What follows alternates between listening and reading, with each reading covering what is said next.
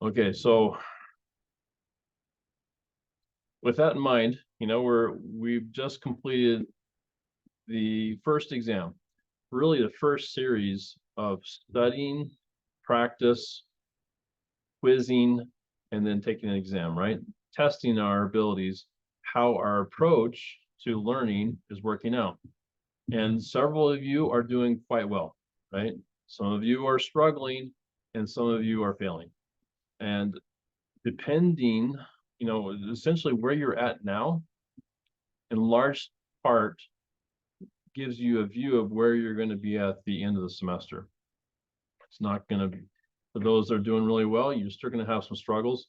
You may run into some issues that you'll have to overcome, but it should indicate where you're headed. Those that are struggling, right, you're going to have to do some retrospective on your own approach to this.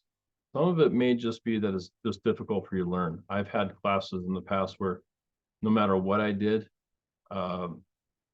it just wasn't my uh, my topic to be learning, really. I just had to do it, right? You had to take the class in order to get the certificate, or you had to take the class in order to complete the program. Whatever it had to be, you had to just get through it. And so in those cases, if it's not your subject of interest and it really doesn't click with you, you're just going to have to keep on struggling to get through and get a passing grade.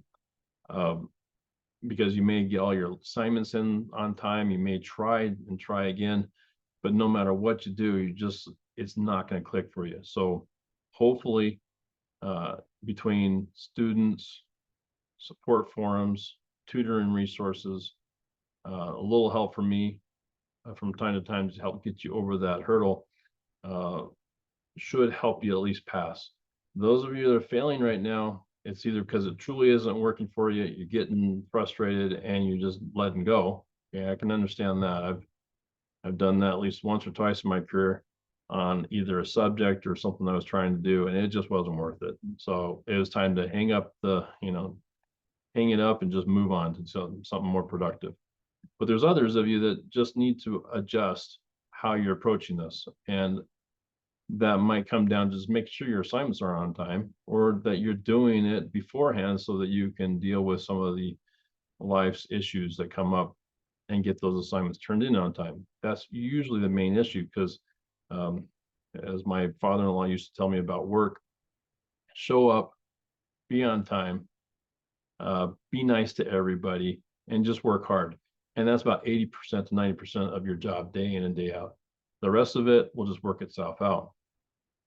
And so, show up, do your studying, get your assignments in on time, if not before time, and just keep on working hard. You will do fine in the long run. You may not do what you expect. Some of you may be A students, and this is this is knocking you dead, and you just having a hard time getting a C or a B. I understand that. I've like I said before. So let me know where I can help, but this should be a good point in the semester to reevaluate where you're at and what you need to do if you want to do better, right? And if you want to do better, then feel free to talk to me, and I'd be happy to walk you through kind of where you're at so far, maybe some of the areas that you're struggling with, and some options for how to do better. Okay, so that's that. Now we're in chapter 3. Okay, you'll be working through chapter 3 this whole week. I did do a preview of it during the last office hours, so feel free to go to that. Also remember that the YouTube channel, let's see, I think there should be a week. I'm just looking at my playlist. There should be a week 6, right? A week 6 playlist that has already things that you can look forward to in the future on what I've covered there. And so in week 6 content, I've already got some office hours questions, so you can get a preview of that, some guidance on the ethics assignment, which I'll give a little bit more now on, and exam 1 review, right? So you can actually go and double check some of the things then. I'll do another review on Tuesday. And what else can you see? Chapter 3 review, which I've already provided last week, but you can also see it on this one as well. So there's a couple different videos that are ready to go. Just go to this playlist and you'll be fine. You can review them and get a sense for what's coming up beforehand. Let's see. So if we go back, right? So that's chapter 3. Now I want to take a little time on the ethics assignment. There's at least one or two of you that have already started working on this.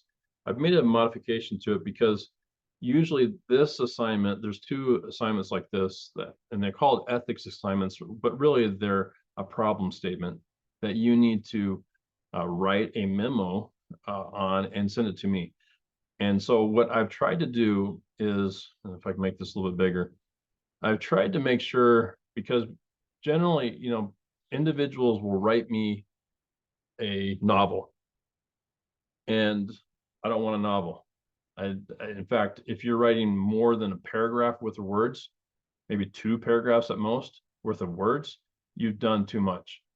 All I really need is 1 paragraph, which is effectively 1 or 2 sentences that says what the problem is.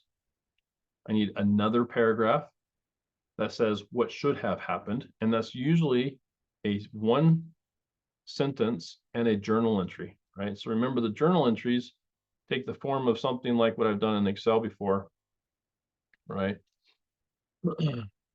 And you can just do it in Excel and copy and paste, or in Word. Actually, let me go to Word. That might be easier. Let's see, letter. I actually think I probably have it.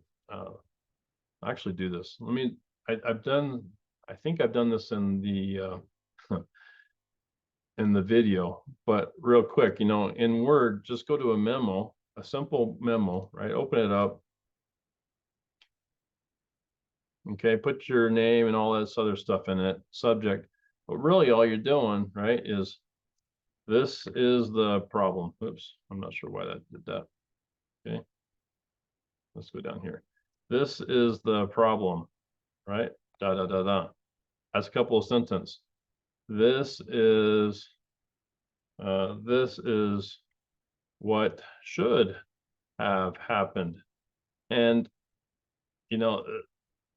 this is where I get into it. It shouldn't be a novel, right? So if you're doing just an insert and let's say an account, a debit, and a credit, and let's say we've got 2, maybe 3 of these, right?